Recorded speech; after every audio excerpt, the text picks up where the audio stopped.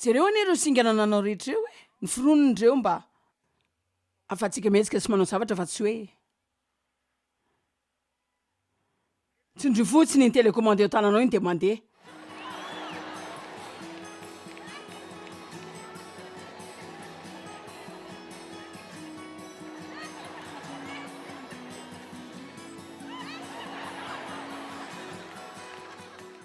Tsy haiko hoe manina ary ano ohatrany tsy ao zany mihitsy.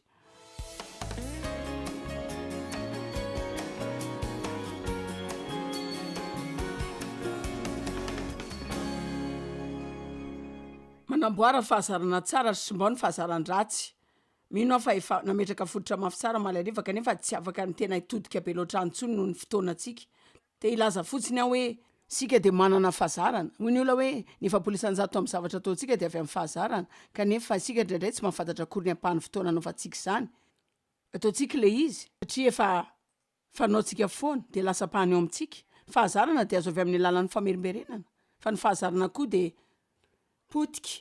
rehefa verimberina. Averimberina foana ny zavatra ray de lasa satran'izany ianao, ary raha miverimberina ny tsy fanaovanao zavatra de lasa manana ilay fahazarana tsy manao zavatra ianao. Rehefa zatra manao zavatra ianao ka mijanona tsy manao an'iny de manana azy foana ianao voalohany, fa rehefa mandeha eny fotoana de tsy ao anatinao tsony iny. Na de zany azy sika tsy te hivadoka amin'ny fahazaran-dratsy. Za mino fa rehefa miteny hoe itoro-teny mikasika ny fanamboarana fahazarana tsara, angamba mety eritreritra fahazaran-dratsy nareo fa tiako hifantoka amin'ilay fahazarana tsara nareo. Satria mino aho fa rehefa ny fahazarana tsara no ataontsika betsaka tsy misy toerana ho an'ny fahazaran-dratsy mihitsy eo amin'ny fiainantsika. Ndresaka momba ilay fahazarana voalohany eo amin'ny boky a malariva ary misy 420 izay horesantsika ny momba azy. Voalohany amin'izany de miaina amin'ilay fahazaran'Andriamanitra. Ny teny aho fa raha mandany fotoana ara-dalàna miaraka amin'Andriamanitra ianao ary tena beaziny tenin'Andriamanitra marina ianao, de zany ihany no afaka manaisitra ny ankamaroan'ireo fahazarana farehetra anananao. Izy aminareo no mino fa ny fandaniana fotoana miaraka amin'Andriamanitra tena manova zavatra eo amin'ny fiainanao. De toy izantsika jereny ireo fomba fanao mahazatra ireo, misy soratra masina roa izay iorenantsika amin'izany, Romana 12:1 aza mety ho resin'ny ratsy fa reseo amin'ny soa ny ratsy. Noho izany sika de afaka mandresy ny fahazaran-dratsy amin'ny fahazarana tsara ataontsika. Manaraka de mandehana araka ny fanahy de tsy hatateraka ny filany nofo nareo, izay ao amin'ny Galatiana 5:1-20. De sika ijery ny Romana 5:1-5 satria ny zavatra voalohany izay tiantsika resana androany ao anaty minitra vitsy de momba ny saina sy ny teny. Fahazarana misaina zavatra tsara sy miteny zavatra tsara. Tsy resaka betsaka momba ny loatra azy satria ny afatra rehetra toriko de faranako foana amin'ny fitenena mikasika ny fisainana sy fiteny. Kanefa tsy hoe raha manana ity boky ity de tsy afaka ilaza zavatra momba izany aminareo, ka noho izany de ahino kely ihany nareo mikasika ny saina sy ny teny. Ao amin'ny Romana 5:5 mialatsiny aminareo. Diso ilay nomeko teo fa tsisy maso aoriana afaka hiambina antsika foana. Eny ary jereo ty soratra masina ity fa izay araky ny nofo de zany hoe izay fehezin'ny filany nofo de mihevitra zay zavatry ny nofo, fa izay araky ny fanahy kosa izay fehezin'ny fanahy de mihevitra izay zavatry ny fanahy, zany hoe ny fanahy masina. Zao tiako nareo tsy hijery ilay nandikana azy tamin'ny voalohany aloha ka avelao maka azy aminareo amin'ny fomba hafa, fa izay zatra manao fomba ratsy de mame sy mametraka ny sainy amin'ny fanaovana ratsy, fa izay zatra manao tsara kosa de voafehiny izany satria efa izany fahazarana tsara izany no mitoetra ao an-tsainy, ka izay misy ny saina no alehan'ny olona. Ny fisainanao foana ny mialohan'ny asanao. Tsy mahay manova ny fahazaran-dratsy ianao raha mbola mitahiry fisainan-dratsy. Tsy vitanao ny miaina amin'ny fomba fanao tsara raha mbola miazona fisainana ratsy ianao. Ny zavatra tokony hinonao aloha de ny hoe ianao mahavita manao zavatra ray de avoazy amin'izay ny sainao araky ny eritreretanao izany, araky ny resahanao izany no ampiovan'ny zavatra tsara kokoa. Ny Kolosiana 4:1-2. Ko raha niarana natsangana tamin'i Kristy amin'ny fiainam-baovao nareo, firy aminareo ny mino fa efa niarana natsangana tamin'i Kristy. Manambara mizara ny fitsanganany amin'ny maty de katsao lay harena mandrakizay ny zavatra any ambony ao amin'ny toeran'ny Kristy izay mipetraka eo ankavanan'Andriamanitra. 2, tena mahafinaritra aty sainy ny zavatra any ambony, zavatra ambony fa tsy ny zavatra ety an-tany. Aoko tsoroka aminareo ty zavatra ty. Andriamanitra efa nanisy fanomezana mahatalanjona ho anao sy ho aho ao anatin'ny saintsika eny fanadiara-tsatifika aza de magaga satria ampanikely fotsiny am'saitsika no ampiasaitsika miaraka amin'ny fahaiza-manao nefa akory zato abetsahany anjara asany zay miantoka ny tontolo andro ray iainantsika. Ny sainao de efa nomezana hafa kely avy amin'Andriamanitra ary efa nomeny fahaizana ihany koa sika ka rehefa nametraka ny saintsika sika hoe andehanao zavatra ray tena ampahitsiana no ilazako fa vita tsara lavitra zany satria ianao de navita lay fanamby zay napetraka ao tao an-tsainao fa ho ataonao ka noho zany misy manao hoe hitanao za tsy mahavita manao fanazarantena azeritreretinao verisaina fa ny marina de ianao no tsy tianao le izy tsy mety afatrosa mihitsy io mihitsy ny tena olana lehibe eo amin'ny fiainako fa ny marina de ianao tsy te andony vidiny mba ampitsahatra lay korotana izay afaka hotoizako ve le korotana zay avy aminao ihany fantatro mihitsy fa misy tsangany zavatra miseho zay tsy apozina fa zavatra mety mazony olona zany ary tsy takatry ny saingy omeko anareo zany fa aza manany am'zany fa nde sika resaka momba antsika zao raha toa isika ka manao zavatra zay tsy ampieverana de tsy maintsy alohanao ny vidiny zany amin'ny lafin-javatra hafa za sy Dave de nanana trosa tamin'ny fampiasan'ireny carte de crédit reny ary nanapa-kevitra zay fa ivoaka ao amin'izany tena fotoana ela mihitsy ela be nanalany zany fa tsy afaka ny vidiny inona mihitsy ary todisitra koa nanao zany fa mahafaly rehefa afaka amin'izany ianao ny olona miteny hoe enjana be tsy vitako hoe tena te andany fotoana iaraka amin'Andriamanitra fa te fo maraina ivavaka lay fotoana mihitsy ny tsisy jereo ne zao hoe te hiteny zavatra aminareo manana fotoana mitovitsika tovy daholo ny fotoana nomenantsika sa mana 4 io indray de miankina am'zay ampiasainao azy ka noho izany raha tsy mana fotoana an'Andriamanitra ianao de mila mamotsitra zavatra hafa eo amin'ny fiainanao ianao satria tsy misy zavatra hafa andeha mihitsy raha tsy apetraka ao lohalara n'Andriamanitra ka ny teny aho hoe rehefa tanjanao sy ianao ka apetraka ao amin'ny zavatra iray tsy misy masakana anao zany inoko fa fanomezana efa natokan'Andriamanitra ho anao zany Baiboly nisy toerana ray tsy maintsy nanam-pan'Andriamanitra hevitra mihitsy nidina de tia tany ary nampisavorivory ny fiteny olombelona satria izy rehetra de efa samy mifanaika ka nahatonga an'Andriamanitra teny hoe mila manao zavatra sika satria ny zanak'olombelona mikasa anorina tilikambo atakatra ny lanitra ary maro izy ireo ka raha misaina izy ireo fa vitany zany de tsy misy azo sakanany zay ka sainy atao ka raha amin'io zavatra io fotsiny lazao amiko hoe momba tsy mahagaga ve ny zavatra vitantsika raha miteny tsotra fotsiny sika hoe mino fa miaraka amin'ny fanampian'Andriamanitra de vitako efa napetrako tato an-tsaiko io ka tsy hovaiko intsony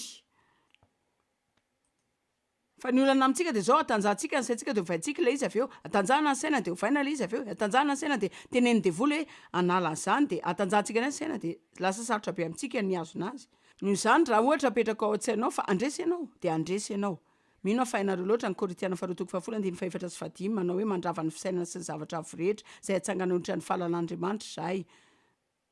ny devoly de ametraka hevitra ao anatin'ny saintsika foana mba nohatra ny ten'Andriamanitra fa ny Baiboly nefa manambara hoe toero izy resaka mikasika ny teny ao bolana 7:20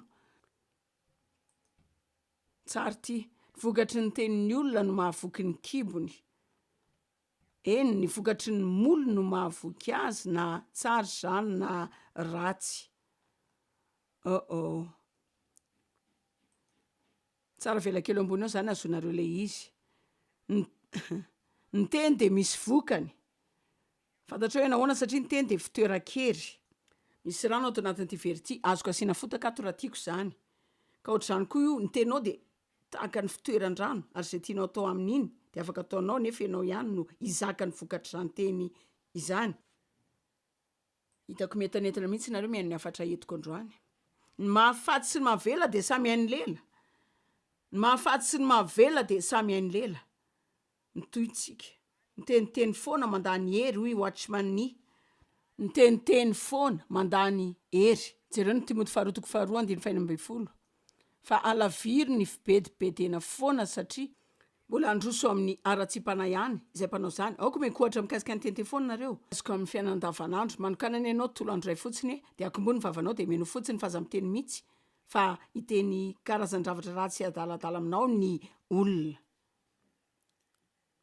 tiako lazaina hoe zavatra tsy hitanao akory zay tena andraisana azy tahak'izay lazainy olona amiko foana efa matetika tratran'izy ity Joyce tiako mandra-pahafaty ianao. Tsy haiko hoe aza tiavinao faty fa tiava loha mba ho velona. Tena miasa mafy mba ezaka sy anana fiainana fa tsy ho fahafatesana. Na sika miteny hoe maty androany, maty androany. Diso miresaka betsaka momba ny fahafatesana loatra sika, ny fahafatesana betsaka mba havan'ny olona ny fiainana. Teniteny foana, teny sarotra be io. Mino fa tsy vitako io. Tsy ova mihitsy aty. Tena tsy misy ilana azy mihitsy tsy mety hiena mihitsy ny lana. Tsy anakarena mihitsy tsy afatrosa mihitsy tsy mba nanasa tsara mihitsy tsy sandratra mihitsy fa manina kay raha mamakivaky zao fiainana zao ihany ianao. Raha andany fotoana hitenena zavatra ianao ka manina raha miteny zavatra mety anampy anao. Toy izay resaka zavatra andratranao sy ampikrosifananao no miaratsy hatrany. Fantatrao ve mahatonga izany? Ilay fahazarana. Tafiditra amin'ilay fahazarana miteny izay tenen'olona rehetra sika na tafiditra amin'ilay fahazarana miteny izay zavatra rehetra tonga ao an-tsaina fotsiny. Iny fantatrao ve fa ny zavatra tsy maintsy ataon'ny fahavalo rehetra dia mametraka dia volokely iray izay mamitsaka eo akaikinao eo ary manolotsainanao izy dia iny sainao meny indray no mandeha mivatanao amin'ny lohanao dia avy eo avoaka ny vavanao. Vatana makany amin'ny lohanao tenen'ny vavanao mandritry ny andro manontolo. Fa Andriamanitra dia teny amintsika hoe ataovy tsia izany ka aoka sika teny ho fenonany teniny ary tiany izany teny izany no amen'ny saintsika ka tenen'ny vavantsika, voaka ny vavantsika. Ka anao ny safidy, anao an'ity ve ianao sa ty? Ngamba isy antany inona ny anaranao androany va le hoe tsy anatra an'ity intsony fa efa ato tanteraka izao. Ao ary fanaovako tohiteny avy amin'izany nareo hoe tsy mianatra an'ity intsony fa efa ato tanteraka izao. Aza zavatra tsapanao fotsiny teneninao fa teneno ny fahamarinana. Ny teninao sy ny fisainanao no ialohan'ny asanao rehetra. Ary sarotra be aminao ny hoe anana fahazarana vaovao hafa mandram-piainanao ilay fahazaran'Andriamanitra sy ny tenin'Andriamanitra aloha ka mamela azy ianao ampianatra anao mahakasika ny herin'ny saina sy ny fiteny. Dia hitanao raha ohatra ianao ka tsy manazary fampianara zany verena mijery ny tabilon'ny fampianarako ka raha tsy mahita toriteny momba ny saina sy ny teninareo dia tsy nijerinareo zany satria efa azoko an-tsaina daholo ny zavatra rehetra. Raha ny zava-misy manafa mety tsy ahita ilay fampianarana nareo raha mbola verina hijery andray. Fa zao sika dia resaka momba ny hoe tokony olona zatra manapa-kevitra. Firy aminareo no manana izao toetra izao hoe sahirana rehefa manapa-kevitra? Firy aminareo no mandray fanapa-kevitra faran'izay haingana? Zao zahay. Ny sasany manapa-kevitra faran'izay haingana, ny sasany miandry ara-piara, ny sasany tsy mandray mihitsy. Theodore Roosevelt nilaza hoe amin'ny fotoana andraisana fanapa-kevitra ny zavatra tsara indrindra vitanao dia zavatra tsara. Ny zavatra tsara indrindra vitanao manaraka an'izay dia zavatra tsy mety. Ary ny zavatra ratsy indrindra dia ianao tsy mahavita ninina. Tiako izany. Mazava ho azy ny zavatra tsara indrindra tokony atao dia ny zavatra mahasoa. Ary eto izy milaza fa tsara kokoa ny manao fahadisoana noho ny tsy manao ninina. Kanefa dia betsaka ny olona ny tsy sahy manao zavatra mihitsy satria matahotra ny hanao fahadisoana. Mety ho ianao hoe finona moa no mahatsara kokoa ny hoe manao zavatra diso ianao. Toy izay hoe tsy manao ninina satria raha tsy manao zavatra mihitsy ianao dia tsy ho fantatrao mihitsy hoe ity ve ny marina sa diso. Ary ny lalana tokana fanao malala izany dia ianao manao zavatra. Ka hitanao ny vokany avy eo. Tsy mampirisika anareo hanao fanapa-kevitra daladala na nanapa-kevitra aingana be tsy ampieverana. Mila mieritreritra mazava tsara aloha isika mialohan'ny hanapa-kevitra anao zavatra iray. Sady efa nivavaka, efa nisaina tsara ilay atao, efa nihevitra ny andafirariana azy nefa tsy nataonao. Ny toerana tena faran'izay ratsy sy mampijaly indrindra eto ambonin'ny tany dia ao amin'ny toerana tsy misy fanapa-kevitra. Ary ianao anie mahalala fa mila mandray fanapa-kevitra fa tsy fantatrao izay atao ary fantatro fa misy aminareo ireo mety mandalotra angan-javatra ohatr'izany nefa tsy fantatrareo marina hoe inona moa no tokony ataoko. Mbola mitoy mivavaka kely ianao ary zaho mino fa Andriamanitra aneo zavatra aminao kanefa raha ny tena marina dia ianao mila manao zavatra.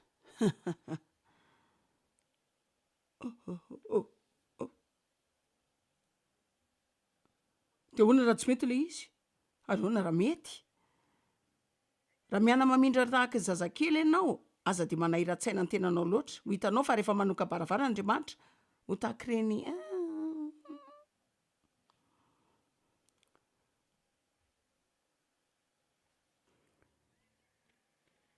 tena mila miditra lalina eto. Amen. Raha ohatra misy an'ity zavatra ity ka fantatrao fa ilatsaka eo ambony ratsan-tongotra ao, tsy mailaka be ve ianao analan'izany? Aza mandeha manaraka lalan-diso rehefa hitanao fa tsy misy zavatra vita. ary ny olona mijany eo voany arabe foana ny voavoaka ny fiara zao amen zao andriamatoa inona kainy tsy ambaratelo ny fahombiazanao hoy ny mpanao tatitry ray na notany filohan'ny banky ray tena mala izy hoe tendro ny tsy ambarateloko inondreo tendro reo tompoko fanapa-kevitra tsara ahoana ary ny fomba fandraisanao ny fanapa-kevitra tsara tompoko teny ray hoy izy namaly inony zany teny zany traikefa ary ahoana no azonao traikefa teny roa ho ilay filohan'ny banky namaly inondreo teny roa reo fanapa-kevitra diso ka ny marina ane zany ny fombiazany manontolo de avy tamin'ireo fanapa-kevitra diso ndraisiny ary ahoana ny fomba ny anarana fanapa-kevitra tsara nandray fanapa-kevitra diso de nianatra avy tamin'izany tsy ny olona rehetra kory mandray fanapa-kevitra tsara avy amin'ny fahadisoana taony kanefa tiako enao hoe tsy hijanona fotsiny ao anaty tahotra ao de tsy hanao zavatra mihitsy noho ny tahotra anao fahadisoana ary tena mino aho fa misy antony maromaro mahatonga ny olona tsy sa manapa-kevitra ngamba misy ny olona tsy sa manapa-kevitra satria ireo ray aman-dreny ihany no manapa-kevitra ho azy ka tsy mamela azy mihitsy andray zany ndray aman-dreny mingavy anareo rehefa manomboka mialehibe ny zanakao ka efa mandroso taona aoka izy ireo mba andray ny fanapa-keviny manokana amin'ny sehatra vitsivitsy ary ianao afaka mampianatra azy ireo foana araka ny fandehan'ny fotoana mba ahatonga azy ireo olona tena tompony andraikitra amin'ny fiainany manokana satria raha sika daholo manao ny zavatra rehetra ao any zanantsika de mampialangalana azy zany mila mamela azy ireo sika anao ny fahadisoana manokana sy amela azy ireo raha tianao mba ianaran'ireo lalatsarotra eo amin'ny fiainana hoe inona ny mety mahombona tsy ary nareo zany ane tena afaka amin'izany sa tsy mariny zany kanefa sika tsy te handratra ny zanantsika azoko tsara zany sika te hiaro azy ireo tsy azo ratra lazaiko anareo za de nanao fahadisoana tahaka izany tamin'ny zanako efa 13 taona izy zao rehefa niteraka azy de efa nananjanaka telo efa tanora daholo de zay efa niteny hoe tsy hiteraka tsony de avy eo nova hevitra indray fa hiteraka de efa nihevitra hoe efa veritraina angamba ay le izy avy tamin'Andriamanitra ary izy ny filohan'ny ministeran'ny Josmer amin'izao amin'ny asa fanompona maneran-tany de tena faly ananana azy satria fantatra tsara fa zanako izy ary na amin'ny inona de te hanao zavatra rehetra ho azy ny zavatra rehetra ho azy ny zavatra rehetra ho azy ary fantatra reo fa tsy maintsy nandresa izany tamin'ny fomba hafa mihitsy ka ny ankabeazany zavatra ampianariko anareo de ndraisiko avy tamin'ny alalan'ny fahadisoana efa nataoko ary tsara ihany reny raha nandraisanareo lesona mba hiarovanareo ny lalanareo tsy hanao zay fahadisoana mitovy amin'izay efa nataoko orneny sahiranareo amin'ny famitsorana ny zanakareo ordado raha manana fahasahirana nareo famelana azy ireo anao zavatra aza vely iraviravin-tanana izy ireo amin'ny hoavy ny vahoaka nanany safidy manokana de n'izao ary mazava ho azy fa miankina amin'ny taonany sy miankina amin'ireo zava-miseho zany ny olona tsy sa manapa-kevitra matetika de olona tsy mba manana fiadanana anatiny sy tsy matokony fahaiza-manaony ary anisan'ny olana lehibe pazony olona maro zany sahirana mihitsy mamaky le soratra ety ambony aty tsy tena mazava tsara le jiro nediny eny ambany amin'izay mahita tsara toy arsika tiany satana ny mametraka karazana tahotra sy tsy filamenanao amintsika mba hahatonga antsika tsy hetsika sy tsy etana ary mandrara antsika izy amin'ny fandraisana fanapa-kevitra aoka ianao azo haina tsara rehefa mandray fanapa-kevitra ny fampifalifaliana olona matetika ny tena manakana antsika tsy handray fanapa-kevitra matahotra mafy ianao amin'ny fanapa-kevitra raisanao hoe sao de tsy tiany olona rehetra iny mety ataony olona resaka indray ny mombanao mety resaka mombanao tokoa izy rehefa tsy maninona mbola misy zavatra ray ho anao ty misy olona tsy ho tianao mihitsy amin'izay ataonao ninona karaha izany ihany izy maninona mora manana fanapa-kevitra manokana amin'izay ianao de atsara amin'izay le masonao mijerijery hoe tiany olona rehetra manodidina avy aty misy olona sasany matahotra fotsiny zany hoe diso ary ny sain'izy ireo ngamba mbola melon'ireo fanapa-kevitra ndraisiny teo aloha zay na diso azy avereno ary zay lazaiko teneny hoe diso teo aloha nareo zay manaraka amin'ny fahitalavitra amin'izao fotoana izao tena mila n'izany koa nareo ampahitsiana no lazako aminareo vavolombela atao-poko fa ianareo zay manaraka amin'ny fahitalavitra zavatra lehibe indrindra tokony ataonao de tonga avy amin'ilay teboka ray hahafahanao miteny hoe nanao fahadisoana aza mody mitady zavatra elany etseroa aza miezaka ny anamarina ny tenanao fa mitenena fotsiny nanao fahadisoana de fantatro fa zany rehetra zany anisan'ny traika efa lalovan'ny olona ny fanaovana fahadisoana de anisan'ny traika efa andalovan'ny olona ary ataoko fa raha tena fantatsika maro izy sika ao amin'ny Kristy de efa resitsika ny fanaovana fahadisoana nanao fahadisoana izy aminareo rehefa nanao fahadisoana rehefa nanaiky sika va diso de nanomboka eo de atsiaro zany tsy fe no avitsika ary raha vao nisy fanapa-kevitra andraisinao dia manao fa dingana mandrosoa sasany tonga dia mijanona tsy mandray andraikitra fotsiny ka miaro ny tenany mba tsy tompony andraikitra amin'ny asa izay tokony ataony izy ireo taorian'ny fanapa-kevitra ny rana nandray tsy manina fa averiko tenena indray mahatsara anareo zany angamba misy miteny zavatra tahak'izao eny ary fa andehan'olo tena mihitsy amin'ny voalohan'ny taona fa manina kay mbola miandriandry hatramin'ny voalohan'ny taona satria misy fanaitainanao misy tsy fahazonainao misy asao misy soronao na izay afaka ohatr'izay kanefa lazaiko anareo fa araky ny moranao vao mainka mahasarotra an'io fantaro inona mety vokany amin'ny fiainantsika rehefa fantatsika fa mila manao zavatra isika ka isory daholo ilay toe-tsaina matahotra sy mieritreritra fahafatesana fa manapa-hevitra fotsiny hoe tia ny zavatra tokony atao ka raha andeha ataoko ty ataoko mihoatra ny vitako aza tanjahako tsara ny saiko tazomiko tsara ao tsaiko io tsy toetra mandrakizay atao tsaiko ty zavatra ty amin'ny androko rehetra andeha ataontsika io fa vita io mba te hita olona betsaka mavitrika amin'ny fanaovana asa tsara eo amin'ny fiainany manokana dia aoka tsy ny olona hafa indray no andray ny fanapa-kevitra ao aoka ianao no mifalifaly an'Andriamanitra fa tsy ampifaly ny olona angatao ny fanahy masina hitarika anao amen aoka ho tarihan'ny fanahy masina izao indray resaka aminareo minitra vitsy mikasika ny fahazarana mahasalama aleo ahy hipetraka eto ambany eto mba hanao resadresaka ny renim-pianakaviana aminareo ohatra ny mahatsapa hoe haka ny toerana mahareny ahy dia mba hiresaka aminareo tahaka ny zanako vona ve nareo eny ary mila manomboka mikarakara tsara ny tenanareo nareo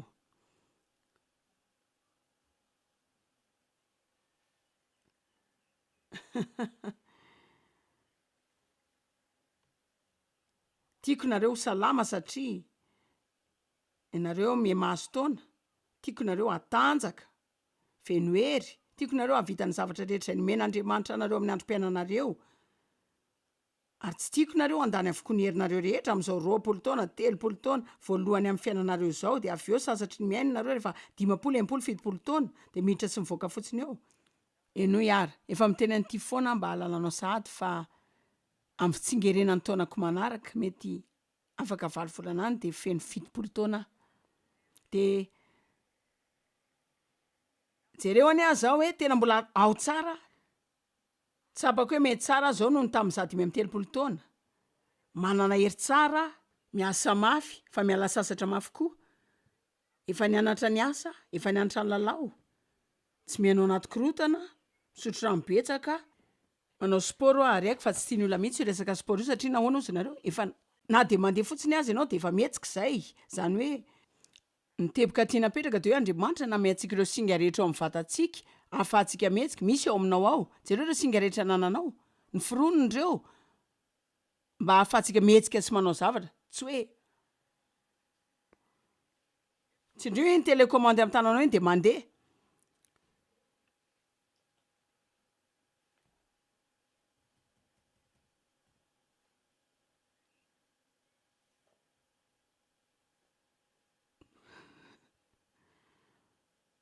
tsy haiko hoe maninona ary nohatran'izao mihitsy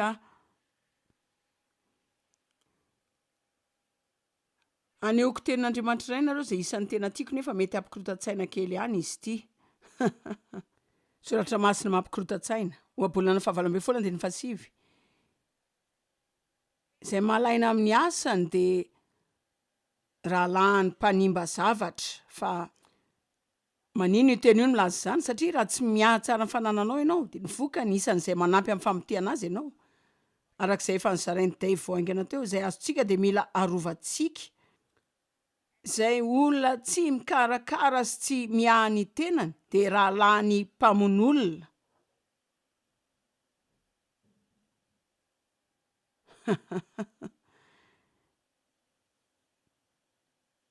ka zao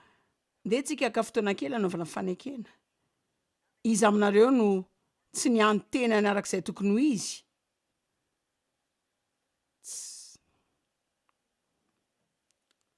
tahaka ny mamazovazy eny nareo zany aleo aloha akarivotra kely nahatratra 90 isanjato ny olona atao amin'ity hevitra ity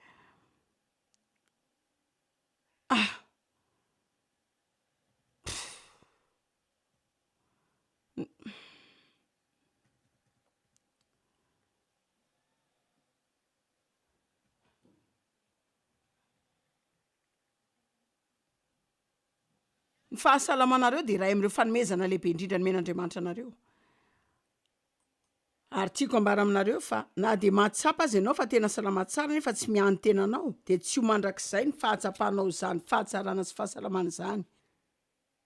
hitako foana zany ary anareo tanora fa la hoe etonareo fa indraindray misy madiso anareo tanteraka amin'io zavatra io miaro tory dia matory kely adiny roa mandeha miasa avy eo iza miraharaha maninona azao tsy miteny akoraha hoe tsy mahazavatra mahafinaritra nareo fa mila manana fahendrena ihany satria afaka lazaiko aminareo inona no antony ho avy ny andro tonga fitopolo-taona koa nareo fantatra zao ny zavatra eritreretinareo amin'izany hoe andriamanitra tsisy ho latratra ny taona zany efa ho avy ny andro tonga amin'izany taona zany ianao